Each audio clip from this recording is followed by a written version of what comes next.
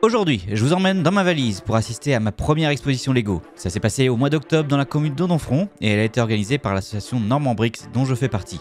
Dans cette vidéo, nous allons pouvoir voir les différents dioramas de cette exposition et discuter avec leurs créateurs. Je suis Pop-Up, vous êtes sur la chaîne Normand Bricks et aujourd'hui, je vous emmène avec moi à l'expo d'Odonfront.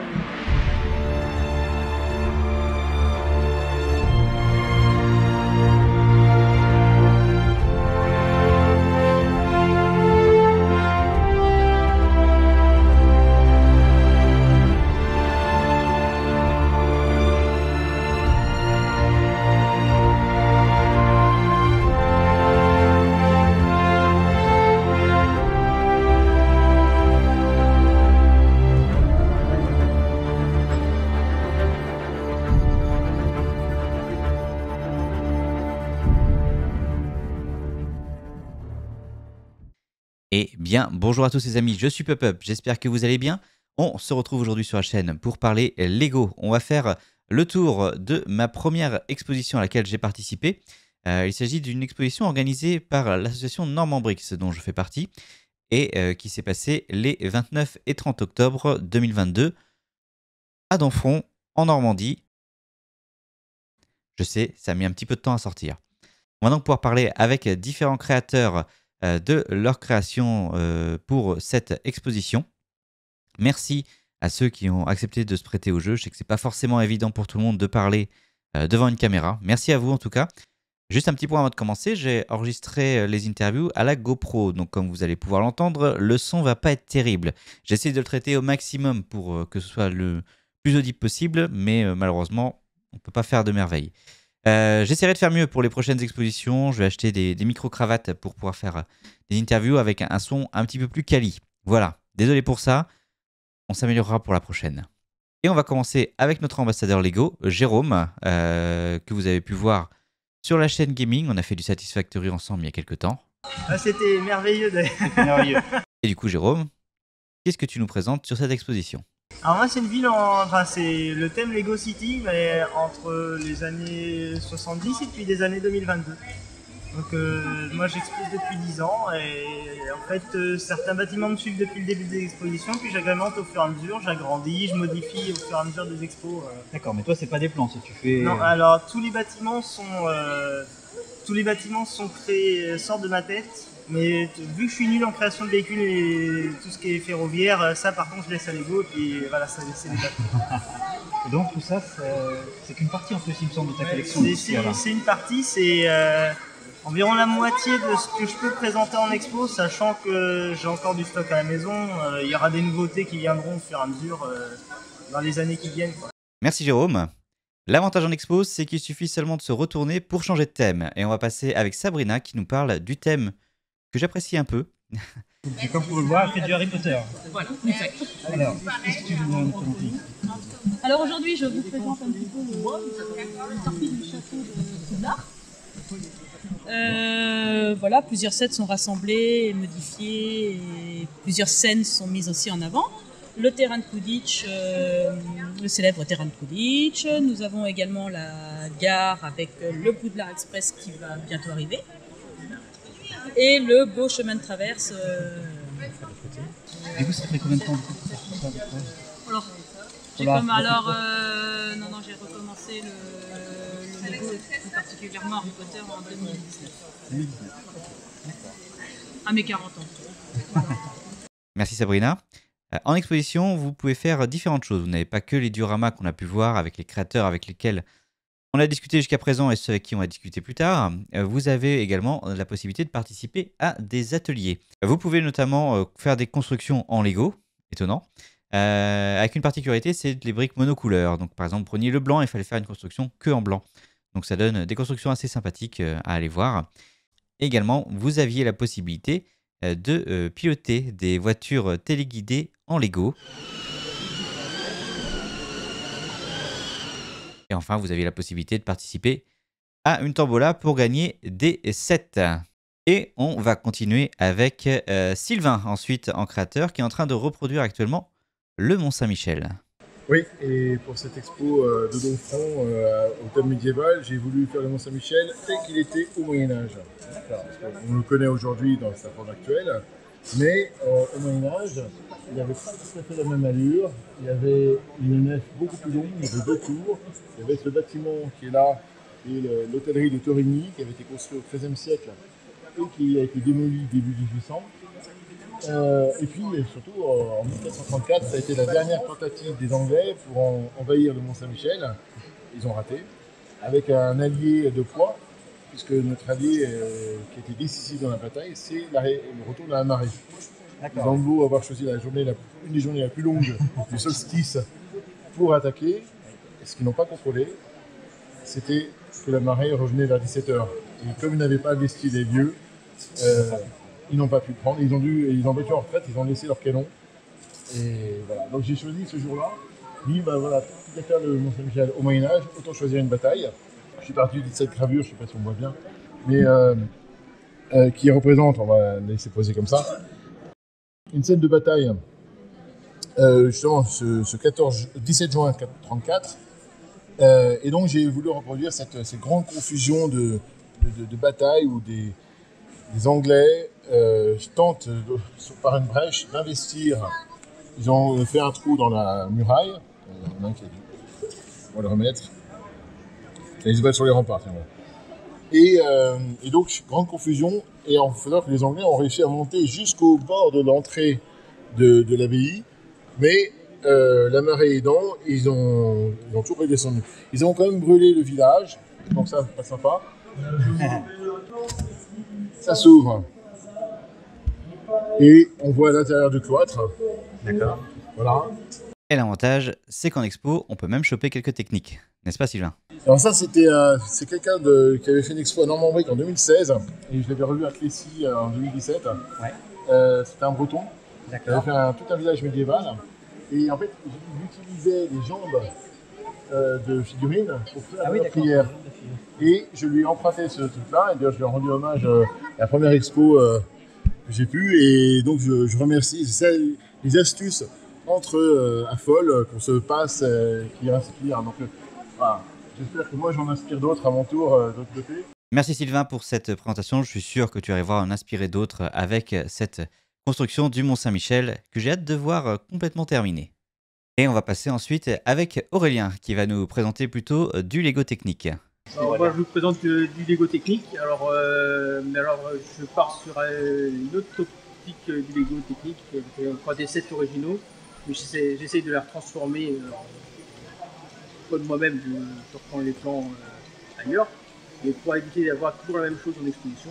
Donc là, notamment, je repars aussi sur les petites machines à balles, ce qu'on appelle les GBC. Donc voilà. D'accord. J'ai vu qu'il y a des avions et tout aussi. Oui, c'est des sets que tu as modifiés? Non, les avions ne sont pas modifiés. Le seul truc, c'est que je les motorise pour essayer d'avoir les hélices qui tournent pour attirer un peu l'attention aux gens, pour qu'ils restent un peu plus longtemps à regarder le stand. La plus grosse modification pour l'instant, c'est le Mac qui est là-bas. Le Mac Anthem, version originale, c'est le Mac Anthem avec le conteneur derrière. Et là, j'ai retransformé en version plus américaine et avec le porte-char derrière. Merci Aurélien pour ces belles créations. Les expositions, c'est un endroit où vous pouvez découvrir l'univers des Lego. Et si ça vous plaît, vous pouvez même aller jusqu'à acheter votre première boîte. Sur place, nous avions donc quelques vendeurs qui étaient là pour vendre des sets, des briques, ou même pour faire graver des briques dessus. Un d'entre eux, c'est Lancelot, qui tient une boutique Bricklink. Tout à fait.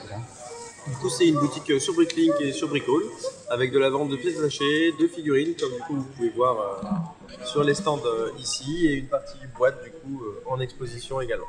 Et sur Bricklink, c'est de la vente de pièces détachées. C'est ça, oui, vous avez à peu près 1,2 million de pièces en stock, sur à peu près 9000 références de pièces, donc on y retrouve également les figurines, en plus des notices, des planches de stickers, etc. Ah, merci. Il n'y a pas de quoi. Vous pouvez retrouver dans la description le lien vers la boutique Eleven Bricks de Lancelot sur Bricklink. Les Lego, ça commence dès le plus jeune âge et rien n'empêche d'exposer, même si on est assez jeune. Et on va pouvoir parler avec deux jeunes personnes qui ont fait cette exposition. Et on va commencer avec Nathan. Bonjour. Bonjour, t'as quel âge? 12 ans. Et ça fait combien de temps que tu fais du Lego? J'ai commencé, je crois, j'avais 7 ans. T'avais 7 ans. D'accord. Et qu'est-ce que tu présentes aujourd'hui du coup? J'ai fait une ville avec un circuit sur la ville. Depuis tes 7 ans, donc t'as fait que la ville, t'as travaillé sur ta ville depuis tes 7 ans en fait? Non, j'avais commencé avec un peu de Ninjago, un peu de tout. Puis j'avais fait ma première expo en 2018 et là je me suis plus intéressée au site. Merci Nathan. Et maintenant, on va parler avec Malone. Bonjour. Bonjour. Qu'est-ce que tu nous présentes toi aujourd'hui sur ton expo? Les Minecraft, Le Minecraft, d'accord. Tu fais ça depuis combien de temps? je dirais 1 an à peu près, T'as mis 1 un, ou 2 ans. un an pour faire tout ce que je vais représenter là sur du Minecraft? Oui, à peu près. D'accord. Et qu'est-ce que tu envisages de faire après pour continuer d'étendre toute cette zone? Merci Malone. Ensuite, nous allons continuer avec Pierrick. Pierrick qui va nous présenter une gamme de Lego un peu particulière et assez méconnue du public. Oui, bonjour. Effectivement, c'est un peu spécial. Ce qui m'intéresse, c'est plutôt l'architecture, ou plus exactement les grands volumes. Donc, j'apprécie particulièrement l'architecture et la création. L'essentiel de ce qu'il y a ici est entièrement créé. Il n'y a pas de modèle, il n'y a pas de boîte, sauf peut-être un peu pour le combi, qui est une base existante que j'ai grandement modifié, et le carrousel qui a un début d'existant mais pour lequel il y a eu énormément de modifications. Ce qui m'intéresse ici, c'est l'architecture en particulier, qui est une ville, un espace urbain qui a vraiment de l'envergure, pourtant dans un espace assez réduit vu l'échelle. J'ai choisi d'utiliser des figurines Belleville, qui est une gamme peu connue, plutôt fine, mais qui a l'intérêt d'être suffisamment haute en ce qui concerne mon espace. Il y a des figurines techniques aussi qui sont intéressantes, mais je les trouve moins bien définies, moins bien agréables visuellement. Donc j'ai choisi les Belleville, qui est une gamme qui a été créée approximativement en 98 jusqu'en 2008 à peu près. Et ce qui m'intéresse, c'est la particularité d'avoir des habits, du textile, et d'être à cette échelle particulière qui est globalement à un 18e. Et du coup, ça fait des grands bâtiments, donc, si tu mets à l'échelle du Belleville. Oui, parce que les boîtes Belleville n'avaient pas de bâtiments, c'était des trouées, c'était des claustras. Ils montaient des bâtiments uniquement avec ça, c'est ce que j'ai utilisé là-bas par exemple. Et ici, les bâtiments, je suis obligé de les créer entièrement, ça représente des milliers de pièces.